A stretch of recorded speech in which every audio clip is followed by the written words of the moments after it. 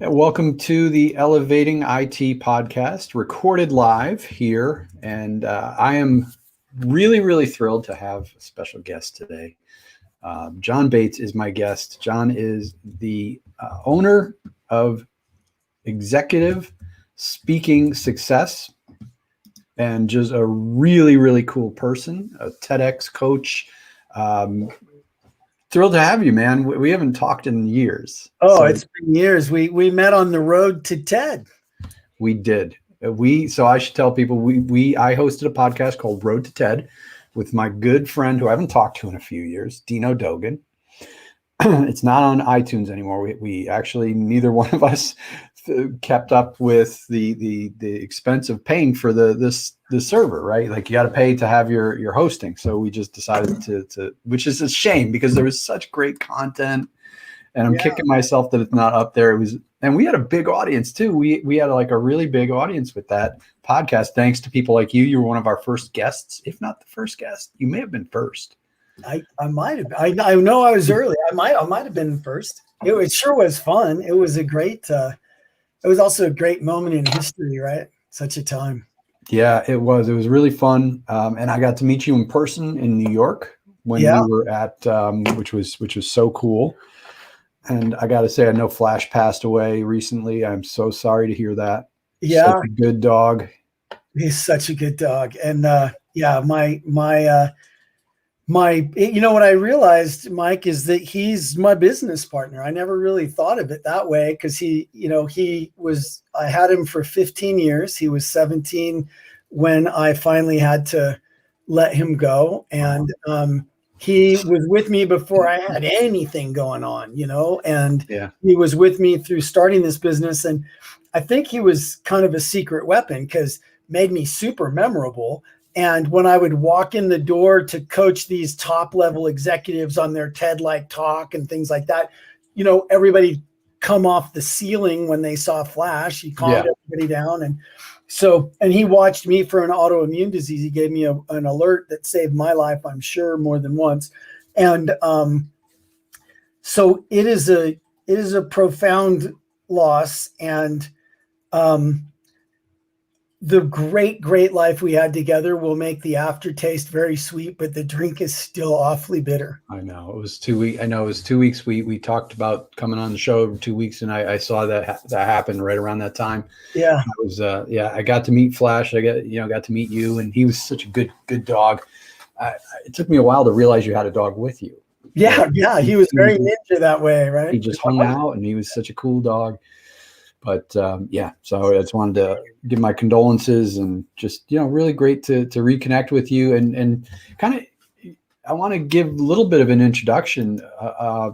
You basically coach people on speaking, on public speaking. You're a great public speaker yourself, and you've coached a ton of TEDx folks as well as businesses and professionals who want to present themselves better. And this podcast is really all about helping IT providers, specifically folks out there selling IT services, to communicate better, right? We're in a really technical field. Yes. And it's hard to, a lot of these guys will sit across the table from a small business and they watch their eyes glaze over because they don't understand what they're saying. So immediately, I thought I got to have John on the show because everybody can communicate better. So John, again, welcome to the show. Thank you for being here and kind of fill in what I'm missing here, introducing you. Well, I'll tell you a fast version of how this all came about because I think it speaks directly to the people that you care about, Mike. I was always the guy with the soft skills, envious of the people with the hard skills. They called what I did fluffy.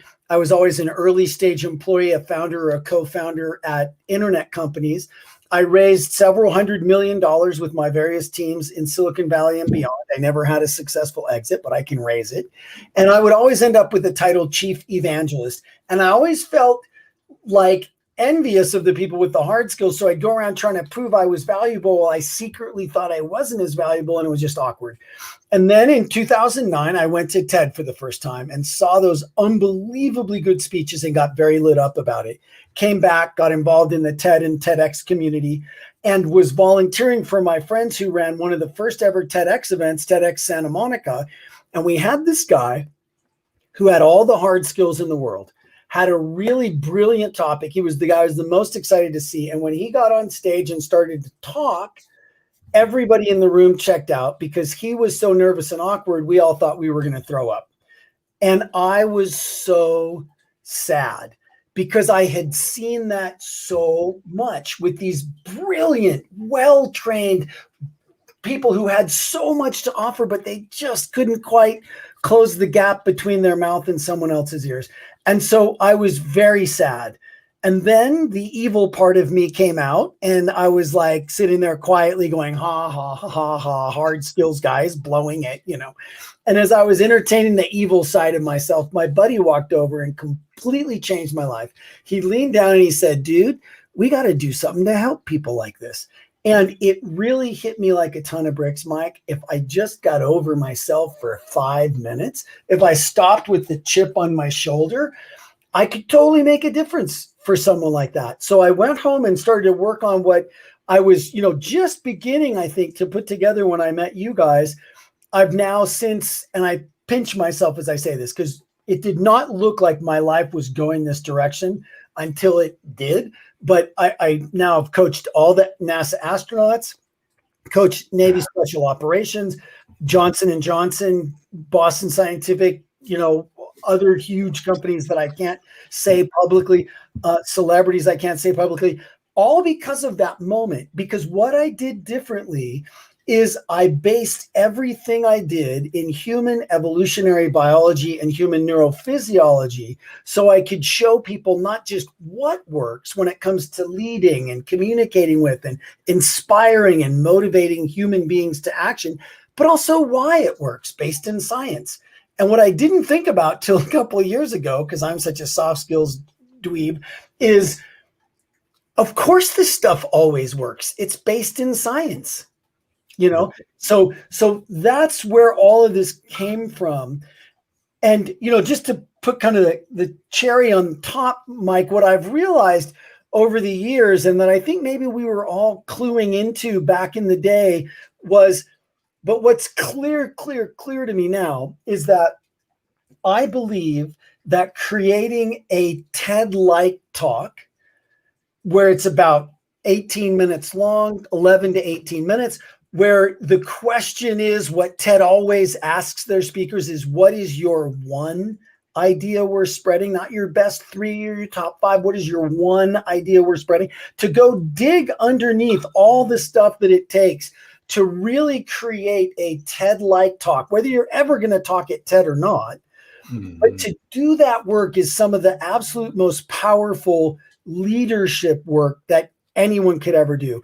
And it has these really interesting knock-on effects, because when people learn the neurobiology underneath effective communication, nonprofits that I've worked with have 10x their fundraising in 1 year from applying these principles. And leaders that I've worked with have taken all kinds of new ground because of the principles that they learn and apply, and then the self-work they did to get to that TED-like talk. It's an incredible leadership experience to do that. That's amazing. And, I have to, so I got so many questions for you, because communication is so important. And this is not, for folks listening to this podcast, the first time I interviewed you was for a podcast called, of course, Road to TED, we talked about in the beginning. Yeah. And people who were listening to that wanted to speak on the TED stage. They wanted to get up and speak. Now, a lot of the audience who's watching me now are outsourced IT guys. These IT guys are not necessarily people that, and some of them do actually speak publicly, but I would say for most of them, they're pretty reserved, pretty quiet. They just want to go about their business. Communication is not just about getting up on stage. No. I mean, that's the thing that I'm always telling everybody I work with, whether they come to me for a TED-like talk, maybe they're actually speaking at a TEDx event, maybe they're even speaking at TED, or maybe they're not speaking anywhere.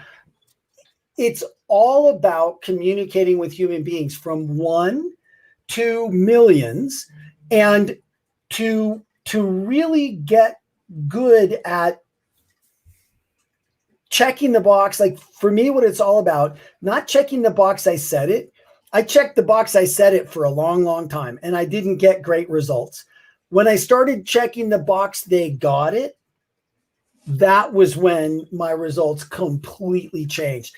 And whether it's a one-on-one conversation with a spouse or a one-on-one conversation with a potential customer or a one to millions TED Talk, checking that box, they got it, and really understanding the underlying principles that make that happen for human beings, that will change everything about life for anyone. Yeah, it's really about them, the people you're speaking to, getting it. Yes. Right. And that doesn't matter whether you're selling something and some of the worst talks you're ever at, right? Or when they don't communicate effectively and you're just sitting there like, oh my God, when are they going to get to the point? You know, Mike, I wish I had a copy of the actual speech, but I might have talked. I don't even know if I was clear about this when we talked, but what I realized maybe a little bit late is that my first time speaking at TED, I blew it. Yeah, you told us about that. You did tell us about that. So, that's a great story. If anybody wants to read the Inc. article I wrote about that, just Google John Bates TED fail. It's the first result, right? So my claim to fame, right? John Bates TED fail. But I made that mistake of doing it for myself, of trying to make me look good by doing it. I did it because of all the concerns I had, not because of the difference I wanted to make for the audience. I just made every mistake in the book. Thank God I got invited to speak again. And I did after that dedicate my freaking whole life on some level to figuring out how not to make those mistakes and how to do a better job. But yeah. And I'm just going to throw that up there. That's a long link, but if you want to check that out, and what I love about that is, and I just want to kind of, stories are something that really connect everybody, and that's one of the questions I want to ask you. I'm going to fast forward to that. Why? Okay. I'll ask you the question in a moment, but I want to get to the point that everything you just did and talked about started with a story, and you wove us through a story, and it was like I'm just mesmerized listening to you, and I feel like I really understood what you're talking about. I was engaged. I had like 18 questions pop into my mind. It's because you told a story, and it's why is story so important? And I love the fact that you are telling this story, right? And how failing on the TED stage changed my life. You're embracing your story, whether it's a failure or success, and you're talking about it. Why is that story just, and let me back up a little bit, because I read a lot, read every day, 30 minutes a day minimum. I read a lot of business books, and business books can be pretty boring, John. Yeah. Yes. Yeah. And the ones, as soon as they start telling a story, I perk up, and I'm like, oh my God, thank God they're finally telling me something I don't have to go back and read 10 times. Yes. Why is that? Like, what is the science behind that? Because you talked about, I love the science stuff. Yeah. So the first thing that I'll say is to just emphasize your point with science. When you put someone in an fMRI machine and watch their brain in real time as it's reacting to what's going on around them, if you say, now listen to how this lands for you, even when I just say it like this, let me tell you a story about that. Right. You like immediately sit up. You feel the state change in your brain, right? Yeah. That is your brain lighting up in the same way that it lights up when you expect to get a reward. Right. Stories, even just saying, let me tell you a story about that, triggers our reward center. Now, why is that? Here's why. Because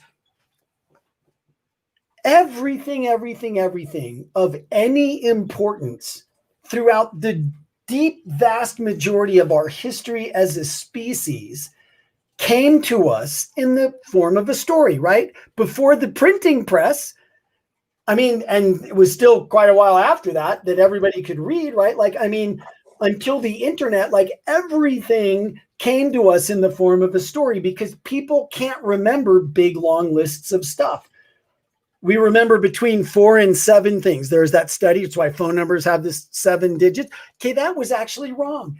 It's 4, period, not 7. We can remember 4 things, 4 bits, right? So if we want to teach somebody how to do agriculture or brew beer or create civilization, right? All those things had to come in the form of a story so we could remember complex ideas and things like that.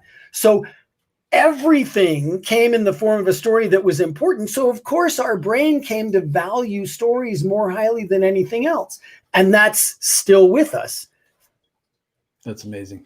That's a great explanation. And what are some, let's talk about some of the other science of communicating here. You talked about the you threw out some big words. I'm not going to try, but I study that a lot with the idea of persuasion. And, I've studied behavioral psychology has taken off since the 90s as far as why people do certain things. And you're right, 100% that it is completely backed up with science. So if you're not doing these things in communication, you're really hurting yourself. So what are some other really important things to understand? Well, one of the really big things that is this is like Jedi mind power. I mean, for real, not mind tricks. This is Jedi mind power. Is we all have mirror neurons, human beings.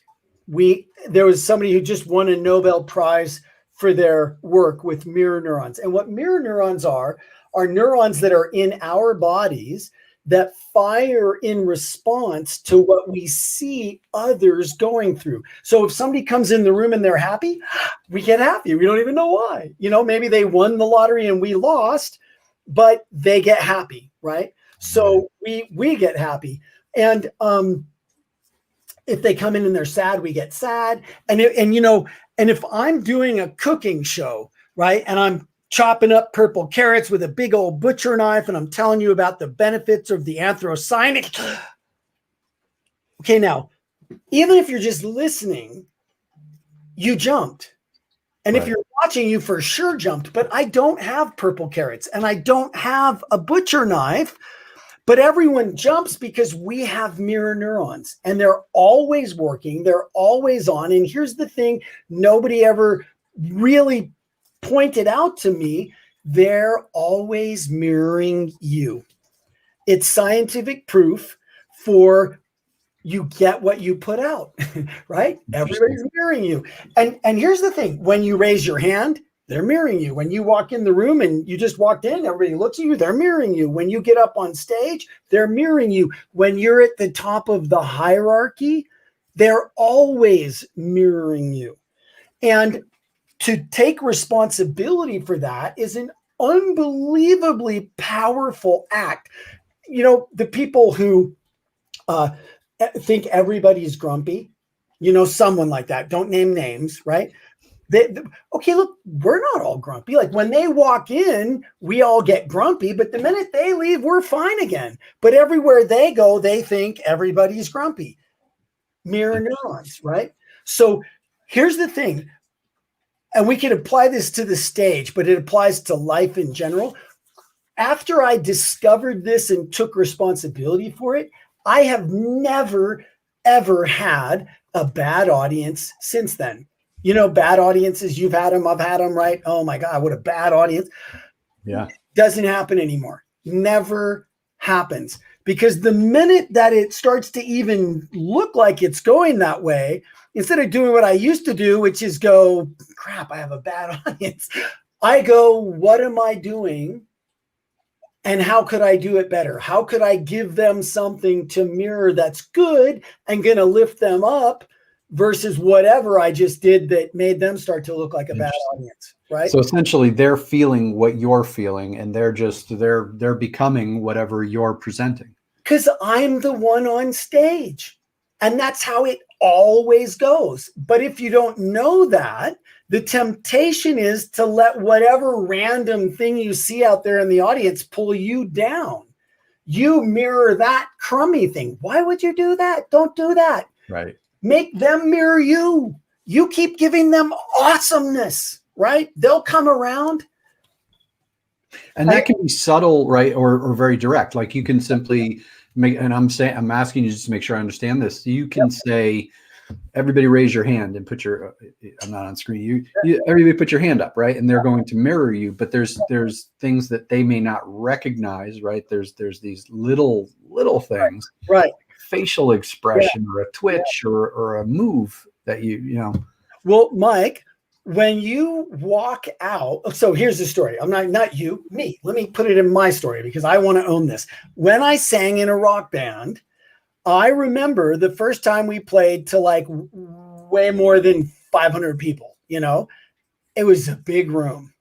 And I remember walking from backstage out to the front of the stage where my microphone was, right? The whole band was already out there. I walked out, and as I was walking towards the microphone, what was going through my mind was, holy crap, you know, like, what's going to happen? Because there were just so many people, right? And I had never been on stage in front of that many people. And then when I got to the microphone, I grabbed the mic and I'm like, yeah, we're right. But dude, it took us like the first half of the first set to recover the audience, because what happened is from that walk from backstage to my mic, I looked freaking terrified and I didn't know how this was going to go. So guess what?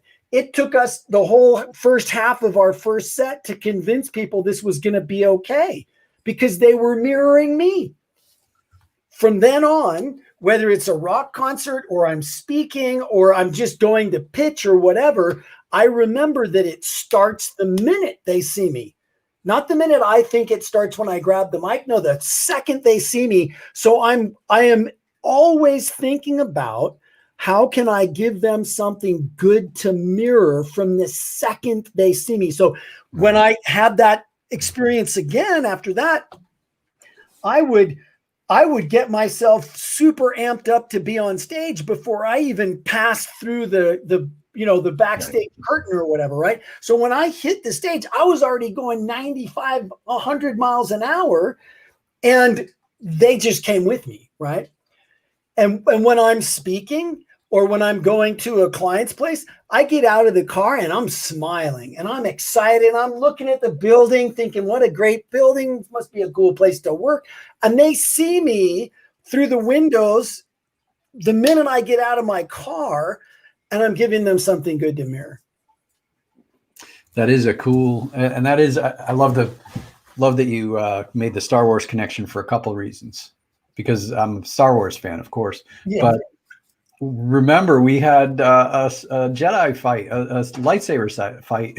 Yeah. Yes. You remember our lightsaber fight? I do. And you were good at, like, you kind of knew katana or whatever it was, right? Well, yeah, because I take martial arts and I was training, but okay. So let me set the stage here. Let me tell the story. Yeah. This was 5-6 years back. We were in New York. We were at the Javits Center. Yeah. And there was a big show there that we were a part of, and we were speaking. It was a business, and I can't remember the gentleman's name. I see him on LinkedIn all the time. I have to reach out to him, the Expert Dojo, right? Yes. Yeah. I can put you in touch with him. Great guy. Yeah. Do you remember his name? I know I'm connected with him. You know, now that you said it, it's not coming to me, but he's somebody that, like, we knew each other back when neither of us had 2 pennies to rub together. Right. And we were both starting. And we held hands through this whole thing, and we're both so busy now we don't talk to each other as much. But and yeah, he's doing really well, and you're doing really well. Brian, yes. And now hopefully we'll make sure he doesn't see this because we both forgot his name. Okay. But he put together this amazing show down at the Javits Center in New York, and we were speaking to entrepreneurs and people who were, in business and about business. And you gave an amazing talk, and you bring out these lightsabers as part of your talk. Yeah. And afterwards I had to come up because I'm like, oh my God, this is like swords. I love playing with swords, and it's a lightsaber, and it's really cool. Like, these things were heavy duty. Yeah, I got them right here. In fact, we got to do that piece before we get off, I think. Yeah. Well, which one of us flung? Because I one of us went back and the lightsaber came apart. You know what? It was the first time that had ever happened to me. And what it is there's a little screw that tightens in to hold that piece. And I Right. think that now the later models of those have 2 or 3 of them, but this one only had 1, and it had come a little bit loose. And it probably was you because you were so you were. I was taking it a little too far, Well, yeah, it and was. that's what you get for letting me mess around with your But stuff. it went ring, and it just went pow. It went flying. It went flying across the place. It was unbelievable. Yeah, that was a great time. That was a funny story. So, okay, so not to get too far off track. So, what are some other? That was a great one. Do you have any other? And I know you've got a ton of these pieces of advice. And I'm looking for folks who are our viewers here are really presenting to small groups. They're Yeah. presenting to in a sales presentation. They're Yeah. pitching their service, Yes. and we preach to them all the time about simplifying your message, about making this, putting yourself into the business owner's shoes, because the people that are across the table are not technical at all. In some cases, they are co-managed IT services, but for the most part, they're non-technical. They don't understand, and they're sitting there confused. Now, from a IT providers, these guys are really, really smart. They're very technical, and they love to help people. They love to teach. So they're teaching and they're talking about too much sometimes, right? Yeah. So we're trying to get them to take all this stuff that they're doing and get it down here. So what advice could you give to these guys and Well, gals? there's there's a couple things. One is it's very easy to make something complicated even more complicated. That's not hard. What's hard is to make something complicated simple. And if you want an even better word, if you're a science person, how about making something complicated elegant? The idea of elegance in science, nothing that's not needed, everything that is, it's very elegant, right? E equals MC squared, very elegant. So make the things you do elegant. And here's the thing to remember. Don't tell the whole story, please. We don't want to know all that, right? I mean, Mike, where are you now? What city? I'm in Connecticut. So, the last time my wife and I were in Connecticut, we had the most amazing dinner. We had this fabulous, fabulous dinner. And I think it was Tuesday. Could it have been the weekend? It might have been a Thursday. I don't care. I don't care what night it was. Tell us about the dinner, right? It's a dinner near me that was really awesome. I don't care what night it was. Don't tell us what night it was unless it really matters, And here's the thing. You are the IT genius. Part of what you get paid for is to have an opinion and to be able to look at everything think about it from my perspective, and then curate the most important and only the most important things to the surface to share with me. I don't want to know all that. If I knew all that, I wouldn't be hiring you, right? You don't want me to know all that. So don't tell me all that. Tell me the stuff that I'm going to care about because you're the expert and And when people think about it like that, it becomes pretty easy. Actually, it's just they don't think about it like that. Yeah. I mean, just get to the point, right? Just and get to the point that I care about as your client, right? Not the point you care. Like, it may be the most awesome thing, how much more information we can now send with light because of our new fiber optic techniques, but I just want to send a big file and have it get there fast. Right. So, what curate the most important things to the top, I like that versus editing it down. No, just think about if this were a museum and you were going to be able to put 3 things on the wall and light them well, what would those 3 things be? Not everything, right? Absolutely. That's yeah. I mean, I can't even add anything to that. I mean, that was just fantastic advice. And that's, yeah, just got to light a cigarette. I feel like I got to light a cigarette. Well, because it really is the thing, right? Because I see this so much, Mike. Here's another piece that'll help. Studies show that if you have like letters after your name, like, MD or CPA or whatever, your credibility is already assumed. And Right. and I think there are a lot of places where that's the case. Like if they invited you in, you don't have to show them how brilliant you are and over talk it and tell them a million things they don't care about just to prove that you're smart. What if you assumed going in that your credibility was already assumed? What would the next thing be, right? And I'll tell you what I think it is.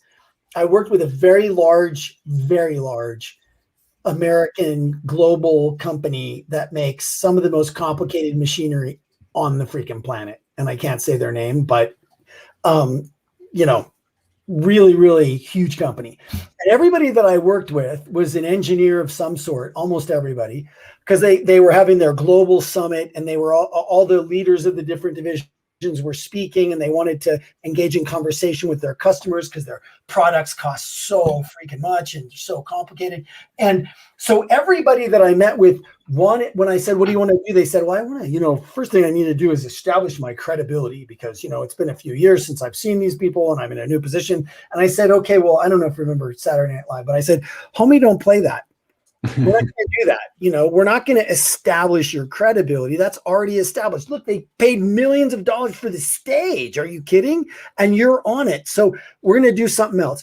And what we did is we had everybody start with some sort of humanizing personal story that connected to why they care about what they were doing right now in this position, but explain to people where that came from over the deep history of their life.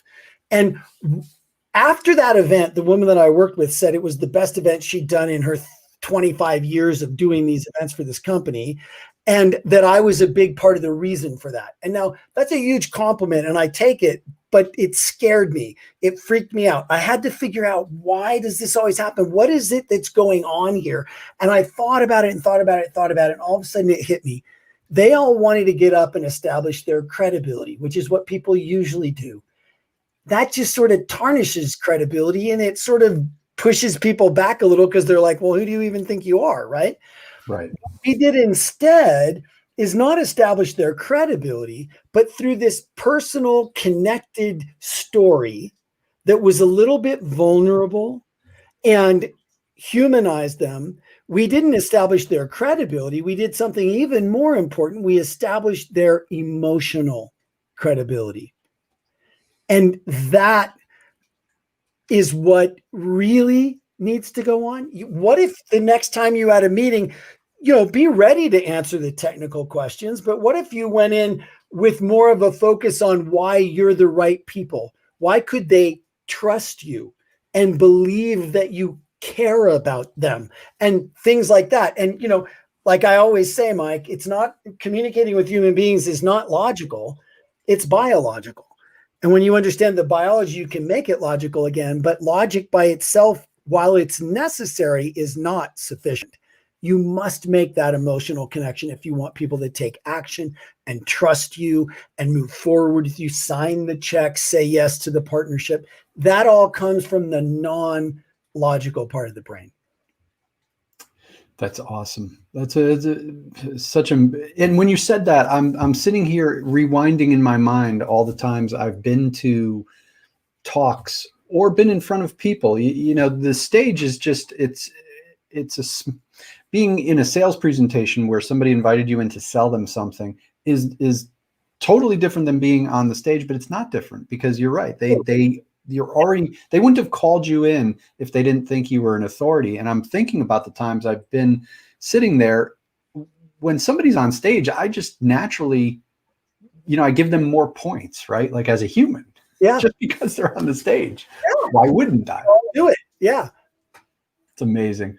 Well, John, this has been fantastic. So I'm going to have, like, if we ever host an event at my company, I'm going to have you keynote it because this one's like just phenomenal. I want you to take a moment here, and I'm going to put your website up on the screen here. Make sure I spelled it right. There is an A where there should be an E. Executive. Uh-oh, wait a minute. All right, we're going to. Thanks for having me. I was doing it too fast. There you go.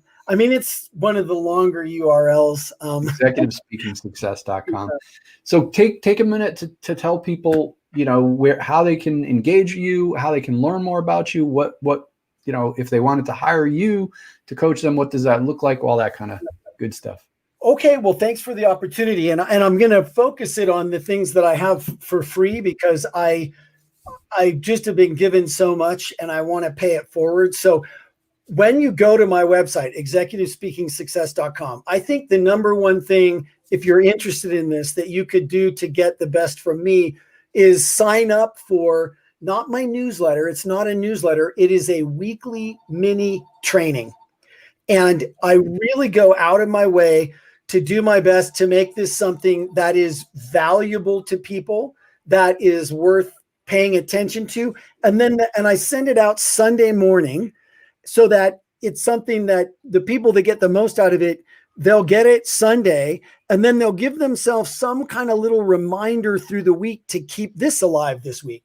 And then next week, there'll be something else. And after doing that for a little while, all this stuff starts to be naturally integrated into who you are and what you're doing. And it's really powerful. And that's my goal and my promise to people.